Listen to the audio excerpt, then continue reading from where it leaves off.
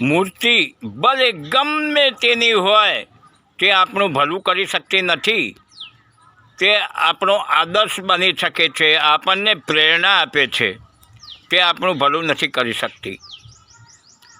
આપણું ભલું તો ફક્ત ને ફક્ત માણસ જ કરી શકે છે. મોદીજી, યોગીજી અને બીજા કેટલાય મિનિસ્ટરો અને મોટા મોટા માણસો ગંગાજીની અંદર નાહવા ગયા કુંભ મેળાની અંદર, પરંતુ તેમને ગંગાજી પર કે કોઈ પણ ભગવાન પર ભરોસો નથી. તે બોડીગાર્ડ લઈને ગયા છે.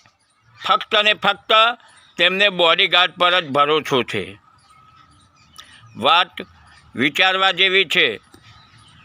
ન સમજાય તો ફરી સાંભળો, સમજો અને હોશિયાર બનો.